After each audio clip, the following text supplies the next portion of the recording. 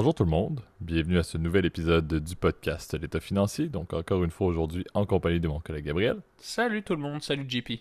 Et pour ce nouvel épisode de la saison 5, on reprend l'habitude. Là, je l'ai mentionné fièrement qu'on enregistrait le dimanche la semaine passée. Aujourd'hui, en ce lundi 8 août, on se fait l'épisode, donc désolé pour le délai. En fait, il faut qu'on s'arrête de s'excuser. Je pense que c'est officiel que le lundi est favorable maintenant avec le rythme de vie qu'on a étant tous les deux travailleurs maintenant. Avant, Gab, au moins, tu avais un peu plus de flexibilité quand tu étudiais. Hein. Certains diront, nos étudiants qui nous écoutent diront le contraire, mais bon, on ne fera pas un débat entre les études et le côté professionnel. Merci d'ailleurs, Gab, au passage, pour les deux sujets là, que tu nous as proposés Ça pour fait qu'on plaisir. fasse aujourd'hui. Encore une fois, là, on en parlait un peu en off au préalable, là, mais c'est un épisode avec un élément un petit peu plus décontracté, un peu plus dans le volet scandale slash fait quand même assez intéressant sur des personnalités de l'investissement. Et un autre qui va être l'idée par Gab et que je sais que plusieurs auditeurs apprécient beaucoup. On le voit en général dans les écoutes. Là. Quelque chose de très technique qu'on va essayer de vulgariser le mieux possible là, pour justement les personnes qui s'y intéressent. En fait, c'est relativement simple. C'est un format d'épisode 2 au son de la cloche, mais aussi avec une période euh, au niveau des marchés là, qui se veut pas mal tout le temps sur les mêmes sujets. Là. Donc plutôt que de vous reparler à tout rompre d'inflation, là, on essaie de varier un petit peu avec des sujets soit inspirés de Gab ou bien de notre banque de sujets. Là. Donc espérons que vous appréciez. Comme toujours, on verra dans les épisodes prochains là, si jamais il y a des nouvelles d'envergure qui méritent d'avoir une attention particulière. Mais pour l'instant, un peu de contexte décontracté pour nous sortir de la tête de l'inflation et également là, du fait que l'été tire à sa fin. On le voit au Québec d'ailleurs avec notre magnifique journée automnale. Suite à cette introduction assez concrète et intense, je te laisse Gab reprendre la parole pour faire le petit disclaimer avec deux segments au son de la cloche aujourd'hui. Oui, ouais. Merci pour les éloges dont je ne taris pas. En tout cas, c'est très sympa. Oubliez pas évidemment que tout ce qu'on parle dans notre podcast, que ce soit en fait pour les deux segments d'aujourd'hui, qui d'ailleurs assez étonnant, c'est deux au son de la cloche cette semaine. Oubliez pas que tout ce qu'on va parler, évidemment, il s'agit que de notre opinion personnelle, pas d'une recommandation officielle de placement. On vous invite toujours à prendre contact avec un expert quiconque est autorisé, en fait, là où vous vous trouvez, comptable, fiscaliste, conseiller financier. Lui, elle ou lui seul sera en mesure de pouvoir déterminer avec vous les meilleures options de placement disponibles dans votre portefeuille et à votre profil d'investisseur. Euh, Évidemment, vous remercier en tout cas pour les bonnes écoutes des dernières semaines. Je suis très satisfait, on va dire, des écoutes, malgré que ce soit l'été, tu vois, comme quoi peut-être la canicule en Europe aide les gens, en tout cas, à juste se poser dans le canapé à écouter le podcast. Si c'est tel est le cas, merci à vous. Puis ça nous fait très plaisir et très chaud au cœur de vous avoir aussi nombreux, en fait, ces dernières semaines. Donc n'hésitez pas, encore une fois, les petits commentaires si vous voulez nous contacter. Ça nous fera très plaisir de pouvoir vous répondre. Et ouais, deux sujets, on va dire, assez rigolos, je dois t'avouer, qui sont sortis un peu de ma tête.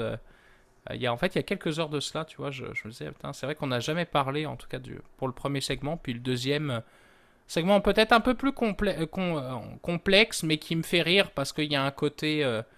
Il y a un côté un peu YOLO. Vous connaissez mon appétit, on va dire, pour la culture web, Reddit, etc., 4chan. Donc, je pense que ça continuera un peu sur cet angle-là. Excellent. Donc lançons en force le premier segment, le premier des deux, au son de la cloche. Parfait. Donc, premier segment, et je l'intitule exactement comme Gab, tu me l'as mis dans le texto que tu m'as envoyé, qui est la chute de Cathy Wood. Et plus spécifiquement, là, c'est la personne qui est reliée à la fameuse compagnie Ark Invest, euh, qui, encore une fois, est pour l'introduire, c'est une personnalité de l'investissement qui est directement liée avec beaucoup du monde des stocks, justement, beaucoup du monde de Reddit et de Wall Street Bets à l'époque. Et on décortique un petit peu en off, justement, le portefeuille de certains de sa compagnie d'investissement a plusieurs des solutions, surtout dans les ETF, là, sont plus connus, et ARK Innovation ETF, qui est ARKK de mémoire en termes de ticker. C'est le fonds, là, en bon anglais, le flagship là, de son entité. Et si on décortique un peu les compagnies qui font partie des holdings de ce fonds-là, c'est littéralement là, c'est tout ce qui était un peu du to the moon, là, plusieurs titres qui ont été achetés dans des périodes où c'était pas nécessairement c'était pas du buy low, sell high, là, c'était du buy quand c'est le temps, quand c'est trendy, puis espérons que ça monte et soyons extrêmement bullish et optimistes. Là, c'est un petit peu la définition de sa personne. Pour vous donner une liste rapide, puis Gab, je sais que tu vas vouloir également en parler un petit peu plus, là, mais parmi les plus grands et les plus connus, on a Tesla, Zoom, Roku, Block Inc. et Coinbase, là, qui, encore une fois, étaient assez marquants au niveau des nouvelles et justement au niveau des investisseurs qui n'étaient peut-être pas nécessairement hyper connaissants durant la pandémie. Là, on ne va pas partir sur le sujet. Mais plus récemment, et c'est un petit peu ça l'ironie derrière Cathie Wood, c'est est-ce qu'on peut dire, bon, la chute de Cathie Wood peut venir de, encore une fois, la capitalisation de certains de sa compagnie, là, qui est en chute libre un peu par rapport au high historique. Là, je crois qu'elle était dans du 40 milliards autour de mars de 2022. Maintenant, tout récemment, c'était du 16, même Gab, tu m'as confirmé, je pense du 14 milliards Ouais, exact. en assets présentement. Donc, il y a eu une chute, c'est sûr, mais ça reste quand même un fonds qui est d'envergure, là. Pour vous donner une comparaison, j'avais vu, puis je sais que on aime bien Bill Ackman là, pour certains éléments qui étaient liés à d'autres sujets qu'on avait fait sur des clashs entre Ackman et son Arc Nemesis également.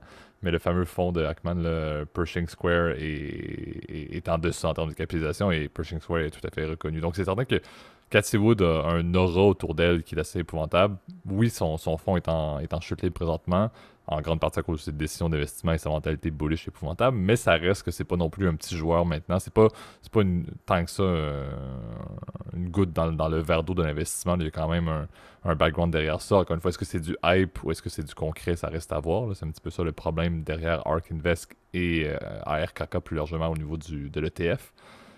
Mais c'est certain que c'est moi l'ironie, puis je te passe la parole là-dessus, Gab, là, c'est de lire beaucoup sur justement Cathie Wood en off pour préparer les notes et de voir littéralement que la définition qu'elle peut avoir justement au-delà de son esprit très bullish, c'est elle va tellement double down sur des projections de marché ou de performance pour des titres uniques qui ne font aucun sens. C'est plutôt que d'admettre que la prédiction qu'elle avait faite, qui faisait déjà pas de sens nécessairement, était pas bonne. Elle va toujours augmenter. Je pense qu'elle avait dit, puis je vous donne exactement la statistique, là, mais elle disait que ARK Invest, le fonds, allait avoir un retour annualisé de 15%. Et lorsque la performance était rendue dans le négatif, ça prenait l'eau sans bon sens. Au lieu de dire, OK, effectivement, ça ne fonctionne pas, elle a double down en disant, maintenant, ça va être du 50% annualisé. Donc, elle est complètement dans le monde du surréel, du bullish, et en sachant, encore une fois, qu'elle est complètement distincte du monde de la finance en cravate, si on peut dire. Là. Elle sort vraiment beaucoup de l'horizon là, des gestionnaires ou des propriétaires de fonds. Donc, c'est une personnalité, j'avoue, Gab, tu me l'as fait connaître. Là. Je connaissais ARK Invest et ARKK comme un parmi plusieurs options là, de ETF très nord-américains et très techno, d'une certaine manière aussi. Là. Mais j'avoue que je n'avais pas vu en arrière de ça le personnage qui est un petit peu là, hystérique en arrière de ça, qui est Cathie Wood. Ouais, bon, c'est vrai que ce qui m'avait fait donner en tout cas l'inspiration de trouver ce sujet-là, c'est vrai que tout simplement, bah, la nave hein, de Arc, évidemment, tu l'as bien expliqué, évidemment, c'est cassé la gueule, pardon, du terme, mais depuis le début de l'année, on sait que c'est un des fonds, des ETF qui a le moins bien performé sur le S&P 500. En tout cas, sur l'univers de placement de la bourse américaine. Donc, rappelons que ARK, tu l'as bien dit, c'est un fonds qui est très évidemment centré sur les nouvelles technologies et ils définissent d'ailleurs le fonds comme un innovation ETF. Donc, au contrario d'ailleurs d'un S&P 500 classique, tu sais, par exemple un VFV ou n'importe quel ETF, on va dire, qui est spécialisé à suivre un indice. Ça, c'est un ETF qui est géré activement. C'est-à-dire que bah, y a quand même des idées, en tout cas, d'investir ou de sur ou sous-pondérer certains titres. Hein. D'ailleurs, je crois qu'à mon souvenir, dans le fonds ARK, il y a à peu près une trentaine de titres, tous plus risqués les uns que les autres, hein, parce que c'est ça qui m'a donné, en tout cas, l'idée en tout cas de faire ARK. C'est qu'évidemment, ce sont des titres évidemment très très drôles, évidemment, qui se sont cassés la figure depuis le début de l'année. Donc, rappelons-le, tu l'as bien dit, Block, évidemment. Donc, Square, malgré toute l'affection que je lui porte, vous vous en souvenez, chers auditeurs, euh, je crois que bah, ça du Tesla, évidemment, ils doivent avoir du PayPal, enfin, tous ces titres, on va dire, techno. Et étrangement aussi, beaucoup de biotechnologie aussi, donc toutes les... évidemment, ils avaient bêté énormément sur évidemment le développement du RNA, là, du mRNA, là, donc de toutes les technologies qui étaient liées au vaccin, etc. Donc, Bon, selon Cathy Wood, en tout cas dans sa vision, le but c'est d'aller chercher évidemment des rendements un peu plus intéressants que le S&P 500, peut-être avec un risque évidemment beaucoup plus élevé.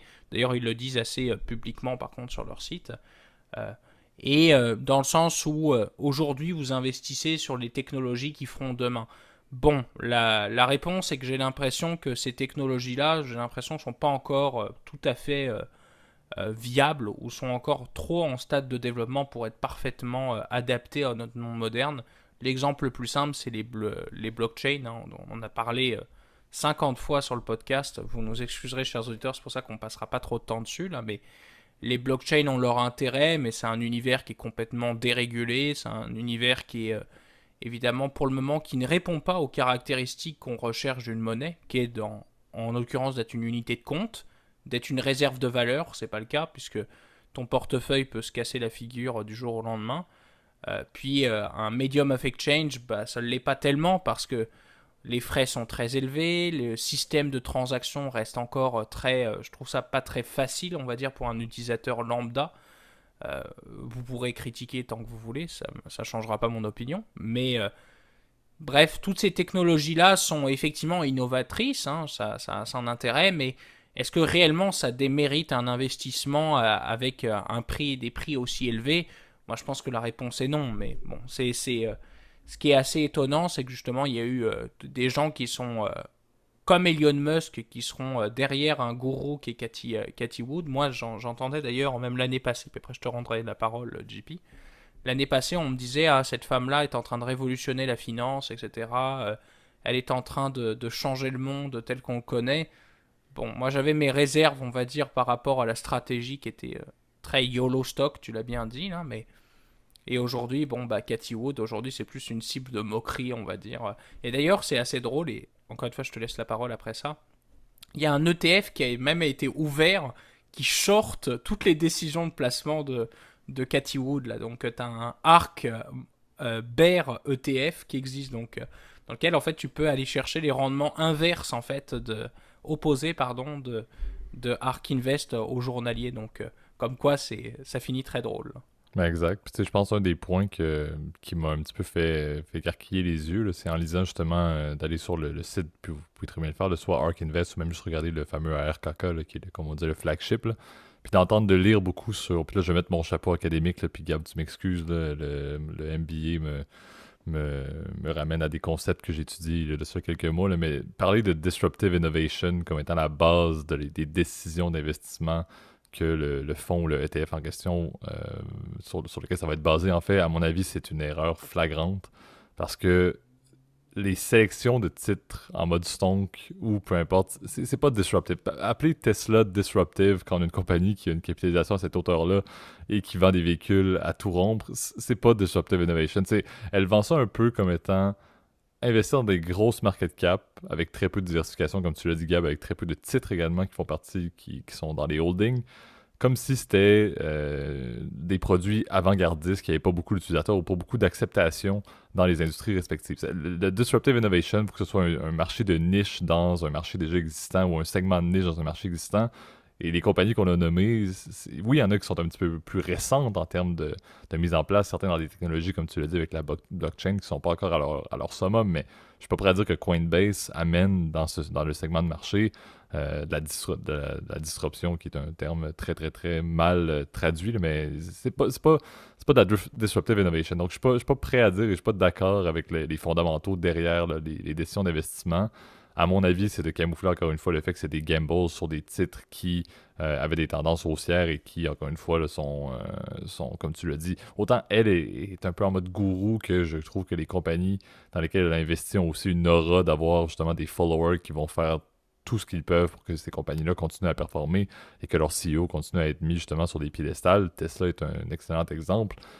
C'est triste à dire, mais est-ce que Tesla a réellement des opportunités dans 10, 15, 20 ans de ne plus avoir aucune vente, de ne plus avoir aucun follower et folder? Oui, c'est possible. Par contre, avec le background et tout le monde qui suit Elon Musk en le vénérant, c'est certain que c'est un investissement qui, à mon avis, n'est pas du tout fondamentalement une innovation, mais c'est quelque chose qui est une décision d'investissement qui peut être cohérente. Moi, ce qui me dérange, c'est vraiment ça. C'est de camoufler, encore une fois, derrière quelque chose qui semble être tout à fait innovant, inspirant, des décisions qui sont juste des trends au niveau de titres, qui ont déjà des énormes capitalisations, qui ont eu des performances qui ont explosé durant la pandémie et de faire croire que c'est normal maintenant d'avoir des retours qui sont aussi mauvais. C'était des mauvaises décisions. Il y a eu énormément de capitalisation qui a été faite durant la pandémie pour leurs investissements. À mon avis, ça montre très bien que la logique, justement, tu le mentionnais, mais l'option bear ou l'option qui fait des positions short par rapport à ce qu'elle prend, ça fait du sens parce que Cathy Wood n'est, à mon avis, pas mieux que n'importe qui pourrait être sur Wall Street Bets. La capacité de faire du rendement, à mon avis, dans un marché qui est dans un bull market, fine. Je dis pas si Cathy Wood commence à remettre un paquet d'argent dans les marchés au creux puis qu'elle time parfaitement le marché. Puis j'ai lu d'ailleurs que je pense que c'est en 2020 qu'elle a été nommée par je ne sais plus quel journal ou quelle entité journalistique, là, la Best Market Timer aux États-Unis, je pense en 2020. Encore une fois, prouvé sur quoi, alors que les marchés étaient en grande hausse en 2020 après le crash de mars. Je trouve que c'est encore une fois mettre des accolades autour d'une personne pour justement lui créer un profil qu'au final, elle peut très bien utiliser, encore une fois, à bon escient pour son fonds et pour sa compagnie. Moi, je trouve que ça m'embête beaucoup. Ça me donne aucune confiance à investir ou même à prendre des parts dans ce ETF-là, par exemple. À mon avis, il y a beaucoup d'éléments qui sont camouflés. Puis encore une fois, moi, j'aime beaucoup, puis je sais pas pour toi, Gab, je te rendrai la parole très brièvement si tu veux ajouter quelques points sur ce que je l'ai dit, là, mais si je veux investir dans un ETF, c'est beau les holdings, c'est beau la répartition, c'est beau les rebalancements et tout, tout l'aspect technique, mais j'aime bien savoir c'est quoi le purpose. T'sais, si je veux juste investir dans quelque chose qui réplique le S&P 500, à la limite, la mission puis le vision statement ne sera pas énorme. Mais quand on regarde un ETF comme ARK Innovation, puis que je lis qu'est-ce qui est marqué comme vision ou comme mission d'investissement, c'est littéralement beurré, là, quelque chose qui est absolument fascinant, et après ça tu réalises que c'est pas du tout ça. Donc moi j'aime pas ça parce que il y a tellement de mensonges derrière ça, il y a tellement de hype autour de ça. Et en réalité, ça ne délivre pas du tout la mission que ça devrait être, surtout sur le concept. Et encore une fois, c'est mon chapeau académique qui frissonne, là, mais le volet de Disruptive Innovation, il n'y a pas un titre que je vois dans ce book-là présentement que je qualifierais comme étant un disruptor dans son marché actuel. Ça l'était peut-être à l'époque, mais quand c'est rendu à des ampleurs de capitalisation comme celui, c'est pas du tout le cas. Donc, trouvez-moi un autre fonds, à mon avis, un autre ETF qui a plus de disruption. Ça va être, à mon avis, un risque à prendre réellement, mais pas dans ce qu'ils ont mis, là. Ouais, et puis si je ne peux me permettre, on va dire, comme dernier ajout, là, parce que je vois que le temps file, là, quand même. Mais bon, au-delà, évidemment, d'aller aujourd'hui se moquer un peu d'Arc gentiment, hein, le but n'est pas le but n'est pas que vous alliez raider dans les commentaires, en tout cas, ah, Arc c'est de la 1-1-1. C'est pas le but, enfin, je veux dire, si vous êtes content, si vous voulez acheter leurs produits, achetez-les. Si vous en voulez pas, bah, en achetez pas. Rendu là, la décision vous appartient, je dirais. Et puis, ou la décision ou la recommandation de votre conseiller, tu vois. Rappel sur en tout cas sur le disclaimer. Mais ce qui est, moi pour moi, ce qui me choque tout de suite, c'est que d'aller voir quand tu regardes les rendements, c'est qu'au final, ARK sous-performe le S&P 500, ce qui va prouver encore une fois que la gestion active ne marche pas. Ça, c'est la gestion active, en tout cas sur les marchés traditionnels, et c'est là où peut-être qu'on va rajouter, ta nommé Pershing Square, qui est une firme de private equity, donc c'est un peu différent. C'est de l'investissement privé, comme le nom l'indique. Et bien sur les marchés publics, c'est très difficile d'aller battre les marchés. Tu vois que oui, Cathy Wood, en tout cas en 2020-2021, a évidemment explosé le S&P 500. Ils ont mieux performé. Mais on voit que c'est un fonds qui est beaucoup plus volatile. Tu vois, un indicateur qui est très simple pour le voir, alors que même que ton fonds il sous-performe, en tout cas le S&P 500, bah, il est avec un bêta.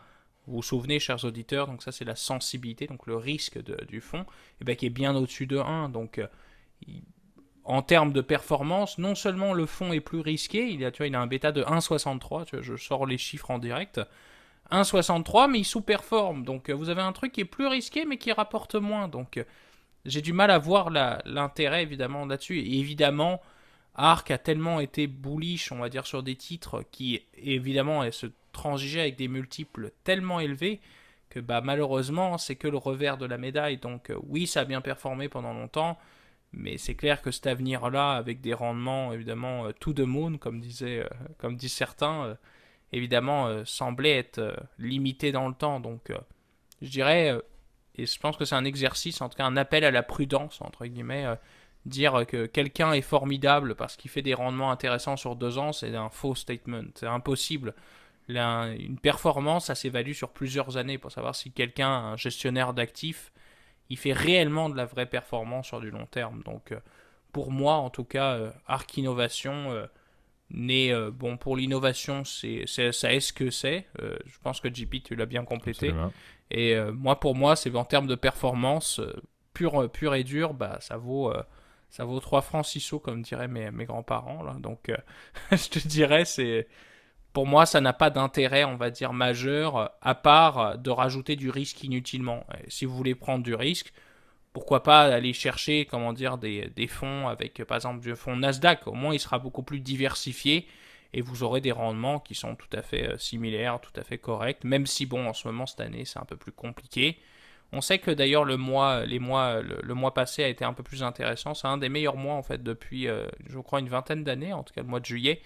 Évidemment, parce qu'on était dans le creux des marchés, donc c'est plus facile de remonter quand tu es tout en bas que en tout cas de rester stable quand tu es tout en haut de l'échelle, tu vois. C'est un peu la façon dont je le vois. Mais bon, je pense qu'on est prêt du coup à passer au deuxième segment. Ah non, exact. Je pense, pour conclure les sujets à la Cathy Wood où on fait un petit peu de la dérision, encore une fois, de manière très, très polie et courtoise, c'est moi la conclusion qu'on peut faire et on devrait presque faire un épisode là-dessus. C'est, je pense qu'il faut rendre le concept de To the Moon au monde de l'astronomie et des astronautes. Là, c'est assez. Il faut qu'on en finisse avec la finance. Elle est pas mal. To the Moon, c'est terminé. Il faut qu'on arrête faut qu'on sorte ça de la finance. Là. Je pense qu'on le déconstruit à chaque fois, là, mais bon. Passons effectivement aux notes mentales pour faire ça dans un sujet à un certain point, mais sinon, effectivement, passons à notre deuxième segment également, le au son de la cloche.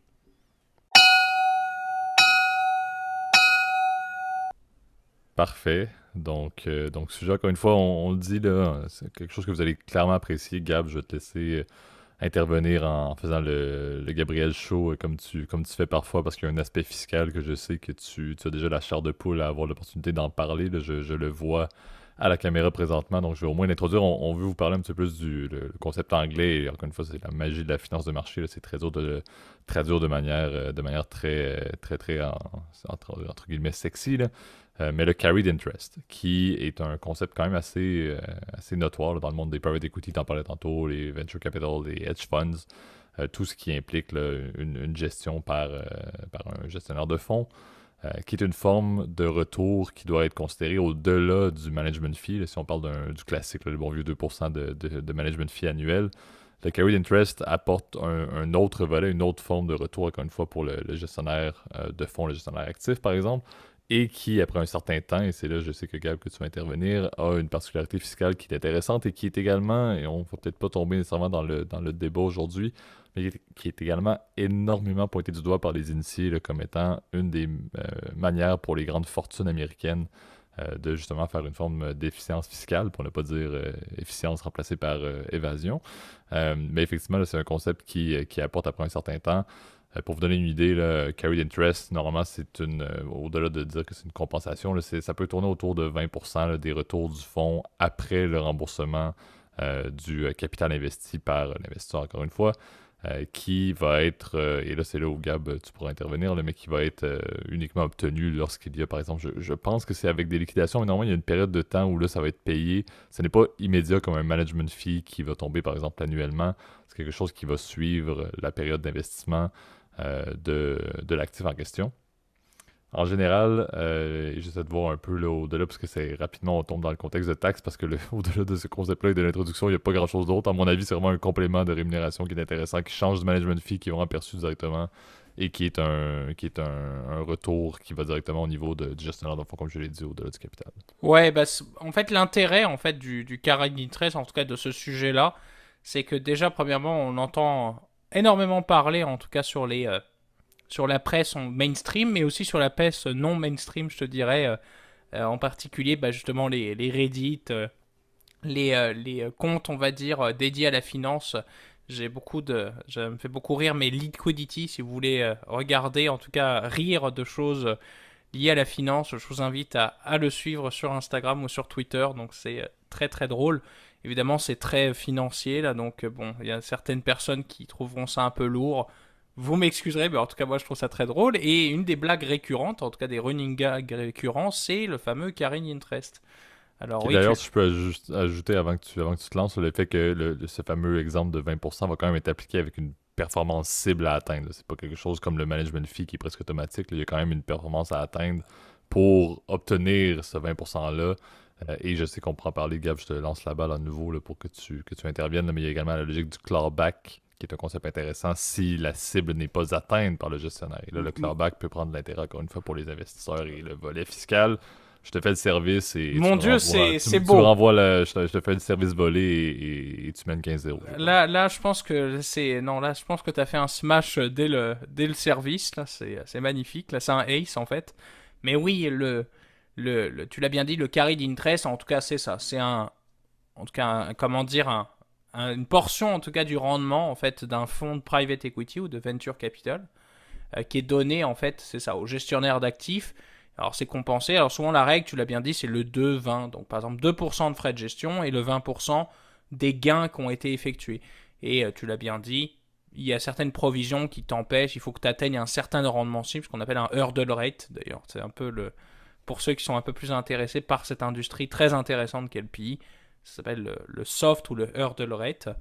Euh, et tu as aussi une provision qui dit que si jamais tu perds des sous après avoir atteint ce hurdle rate, bah, malheureusement, on ne pourra pas repayer une deuxième fois le bonus, tu vois. C'est basé évidemment que sur la première fois, évidemment, quand tu as fait. Bref, l'intérêt, en fait, de la discussion, en fait, est plus, c'est ça, sur l'actualité, en fait, ce qui se passe, c'est qu'il y a une réforme fiscale, comme vous le savez, aux États-Unis, qui est en cours de discussion et on essaie de trouver des niches, en fait, où les gens, en fait, ne payent pas d'impôts. Et le fameux carry d'interest en était une, en fait, parce que les fonds de private equity, à la différence, en fait, des investisseurs normaux, eh ben, ils payent pas le même taux d'imposition, en fait, en tout cas, sur ce fameux 20% qu'ils vont faire. Donc, normalement, quand tu fais des gains de revenus, en fait, de placement, ben, ils sont imposés au taux marginal d'imposition que tu fais en fait sur ton revenu courant. Donc imaginons par exemple qu'on soit quelqu'un qui est au Québec par exemple, et ben sur chacun de ses revenus supplémentaires, tout dépendamment de son revenu, parce que c'est progressif, il va payer un certain taux d'imposition, comme si c'était des revenus par exemple d'emploi, de salaire, de commission, etc. N'importe quel type de revenu. Le carry d'interest aux États-Unis, c'est là où ça devient intéressant, c'est qu'il bénéficie, en fait, il est classifié comme un gain en capital. Et les gains en capital, on le sait, pour éviter la double imposition, ils sont imposés à un taux un peu plus faible. Et c'est là où, justement, il y a une bataille politique qui se base à Washington. C'est que tu as le clan républicain, évidemment, qui veut garder, évidemment, cet avantage-là, parce que ça fait en sorte que les gens ne payent qu'un taux d'imposition de 10% sur le fameux carry d'interest, alors que ce serait aux alentours des 30 à 40%, parce que souvent, ces gens-là sont très riches, donc évidemment, ils payent un taux d'imposition plus élevé. Et donc les républicains évidemment veulent garder cet avantage fiscal là parce qu'ils bénéficient essentiellement des grands patrons, des grandes firmes d'investissement. Et de l'autre côté, bah, certains, on va dire, compères du clan démocrate, même si pas tous les démocrates sont pour l'annuler.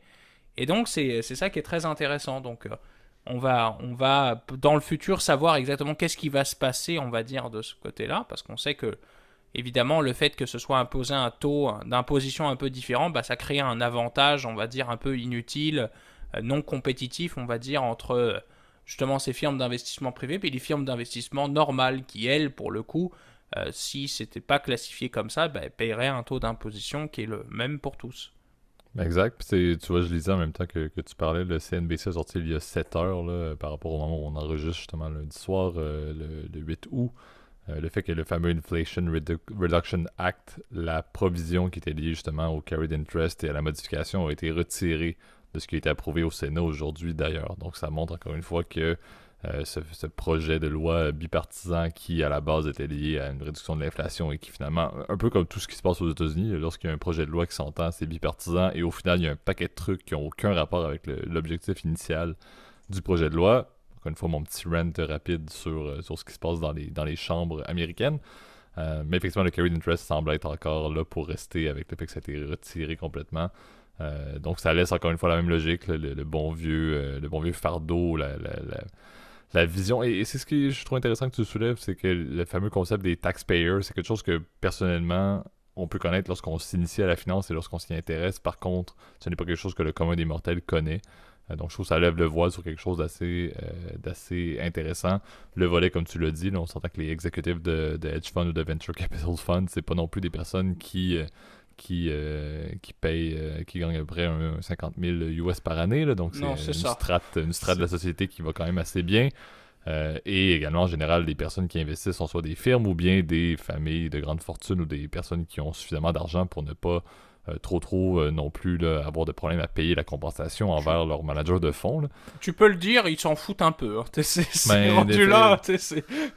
Effectivement, mais c'est le genre de personnes qui en profitent par contre de leur provision et qui seraient prêts à avoir une lobby de bouclier là, si jamais c'était fait. Donc ça montre encore une fois que le monde des lobbies fonctionne encore une fois dans le secteur politique américain.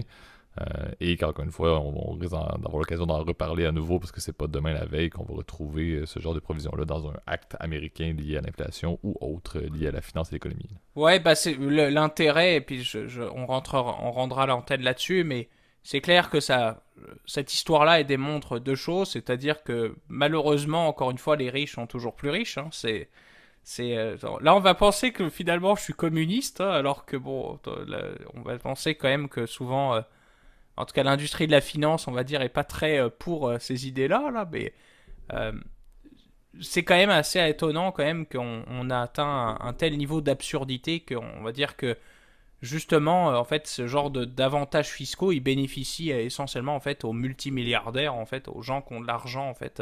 Déjà des gens qui gèrent de l'argent ou des gens qui évidemment bénéficient évidemment énormément du private equity, donc, parce que ça incite les gens à gérer en fait leurs actifs en private equity.